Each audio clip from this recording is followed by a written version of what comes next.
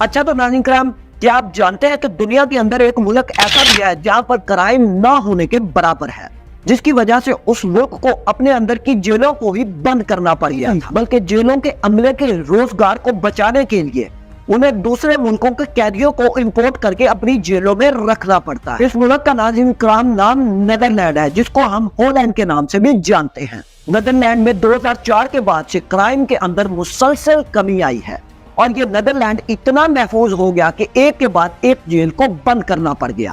جیلوں کی کئی خالی عمارتوں کو فروخت بھی کر دیا گیا، کچھ میں پناہ گاہوں کے لیے عارضی پناہ گاہیں بھی بنا دی گئی، بعض جیلوں کو ہوٹلوں اور رہائشی عمارتوں کے اندر تبدیل کر دیا گیا۔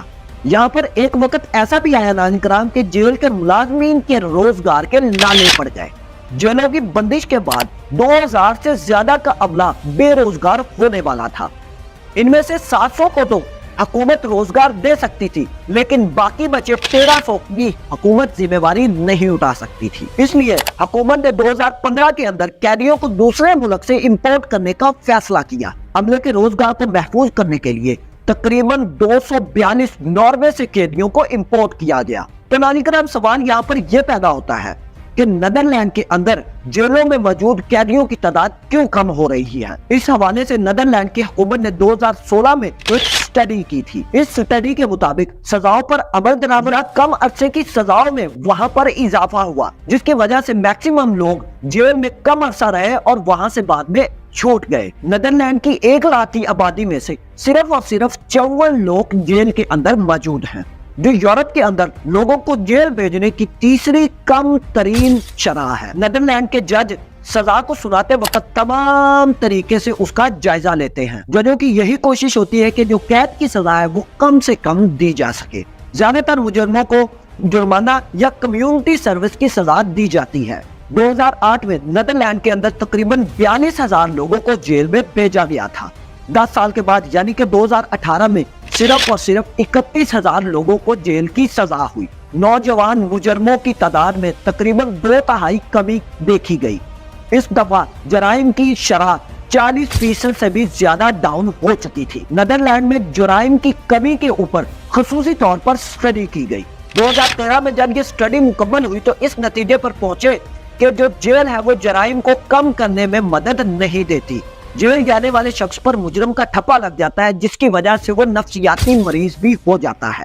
خاندان کی مالی حالت مستحکم نہیں رہتی۔ بعض لوگوں کے لیے جیل جرائم کے سکول کا بھی کام کرتی ہے۔ نیدرلینڈ کے اندر جتنے بھی لوگوں کو جیل کی سزائیں دی جاتی ہیں ان کا اوسط وقت انتہائی کم ہوتا ہے۔ 55% سزائیں ایسی ہوتی ہیں جن کا دورانیہ 1 ماہ سے بھی کم ہوتا ہے۔ 75% سزاؤں کی مدت 3 ماہ سے کم ہے۔ اس کا ناظرین کرام سیدھا مطلب یہ ہے کہ جب تک ٹرائل پورا ہوتا ہے ملزمان اپنی سزائیں پہلے ہی مکمل کر چکے ہوتے ہیں۔ نیدرلینڈ کے اندر سنگین جرائم کے اندر گرفتار لوگوں کو نفسیاتی طور پر ٹریٹمنٹ دی جاتی ہے۔ TBS پروگرام کے تحت اس میں 4 سال سے زیادہ کی سزا کاٹنے والوں کو شامل کیا جاتا ہے۔ ان کو ماہرین نفسیات باضابطہ طور پر چیک کرتے ہیں، ان سے جرم کرنے کی وجہ کا جائزہ لیا جاتا ہے اور پھر اس کی وہ والی وجہ کو ختم کرنے کی کوشش کی جاتی ہے۔ اگر کوئی شخص نفسیاتی طور پر مریض ہو تو اس کو خصوصی طور پر ہاسپٹل کے اندر ہی رکھا جاتا ہے۔ 2 سال تک اس مجرم کا علاج کیا جاتا ہے اور اس کے اوپر جتنا بھی خرچہ آتا ہے وہ اسٹیٹ کی ذمہ داری ہوتی ہے۔ اس کے بعد ایک بار پھر سے کچہری بیٹھتی ہے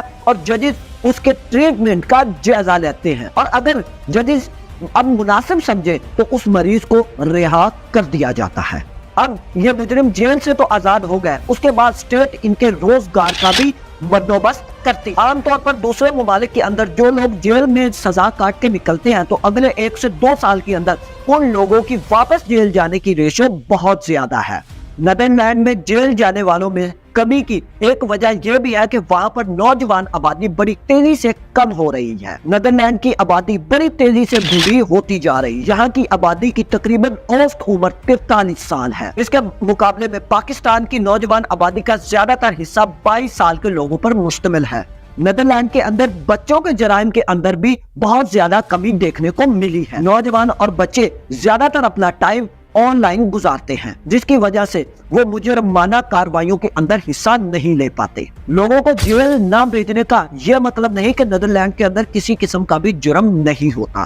यहाँ पर जुर्म बिल्कुल होते हैं, लेकिन मुजरम की तरफ से हुकूमती अप्रोच दुनिया से बिल्कुल मुख्तलिफ है। यहाँ पर पूरी तरह से कोशिश की जाती है कि मुजरिम को एक बार फिर से मौका दिया जाए ताकि वो माशरे का कारआमद हिस्सा बन सके। अगर दुनिया के महफूज तरीन मुमालिक का नाम लिया जाए तो उनमें से नीदरलैंड 21वें नंबर पर आता है। अगर क्राइम रेट के इंडेक्स पर नजर डालें, यानी कि जुर्म की शरह की तरफ हम देखें तो ये 115वें नंबर पर दुनिया के अंदर आता है।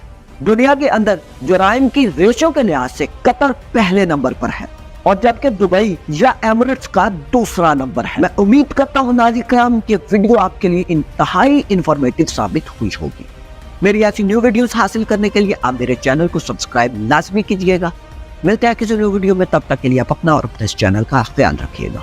अल्लाह हाफिज।